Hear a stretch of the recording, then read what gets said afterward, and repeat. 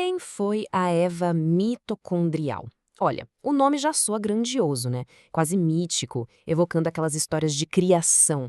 Mas a verdade por trás desse nome é, na verdade, uma das descobertas científicas mais incríveis sobre a nossa origem.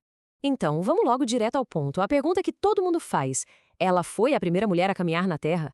A resposta é um sonoro e definitivo não, nem de perto. E essa é a confusão mais comum. Mas desfazer ela nos leva para uma história muito mais interessante. A história de verdade não é sobre uma única mulher isolada lá no começo de tudo. É sobre uma jornada genética que conecta cada pessoa viva hoje a um passado em comum e que revela uma união profunda da nossa espécie. Ok, vamos mergulhar nisso. Para a gente entender quem é a Eva, a gente precisa primeiro entender a ciência por trás desse legado, que começa com a genética que passa de mãe para filho.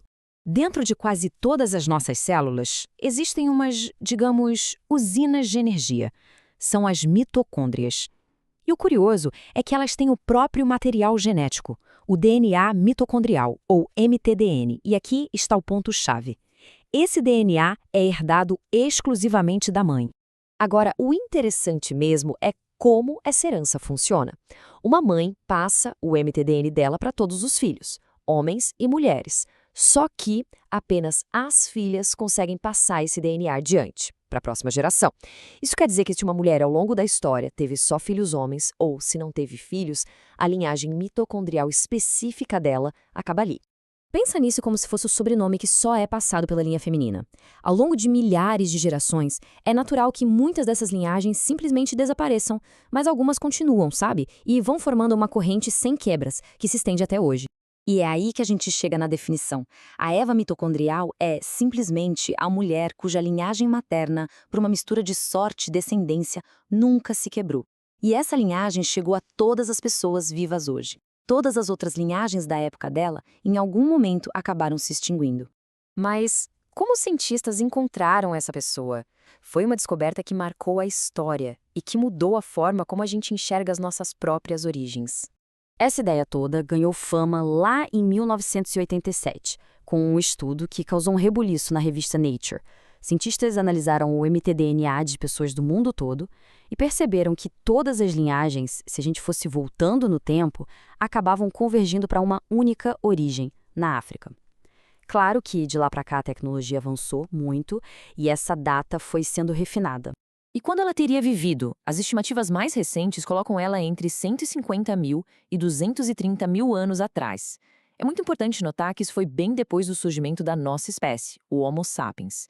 Ela definitivamente não estava sozinha. Aí, claro, vem a próxima pergunta. Se existiu uma Eva, também existiu um Adão? A resposta é sim, mas não do jeito que se imagina. Vamos ver a comparação entre eles e o que isso quer dizer para a história da humanidade. Assim como existe a Eva mitocondrial, existe o Adão cromossomial Y.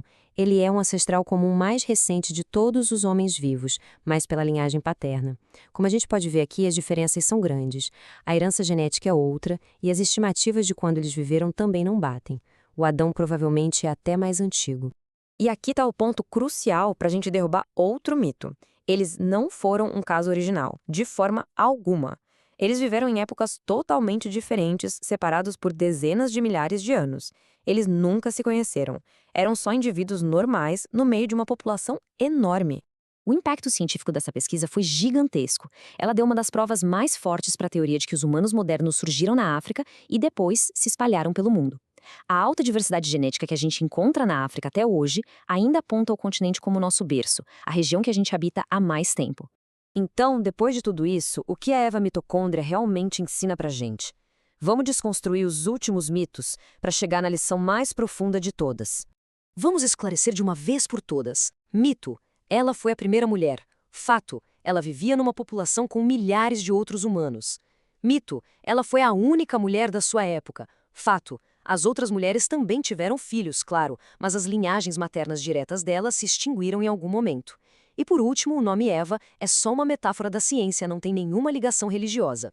Portanto, a melhor maneira de pensar nela não é como uma figura histórica, única e especial. Na verdade, ela é um ponto de convergência estatístico, um resultado que era inevitável por pura matemática da herança genética ao longo de um período de tempo imenso. E essa convergência nos leva a uma verdade impressionante sobre nós mesmos. Geneticamente, todos os seres humanos são 99,9% idênticos. A história da Eva mitocondrial é, no fundo, a história de como essa nossa população, que é incrivelmente jovem e conectada, surgiu. No fim das contas, a busca por essa nossa ancestral materna compartilhada revela a profunda conexão que existe entre cada ser humano no planeta. É a prova elegante de que, apesar das nossas diferenças superficiais, todos nós compartilhamos uma história biológica muito recente. Isso tudo nos deixa com uma pergunta para refletir. Se o nosso passado genético converge para um único ponto, para uma ancestralidade em comum, o que isso significa para o nosso futuro compartilhado?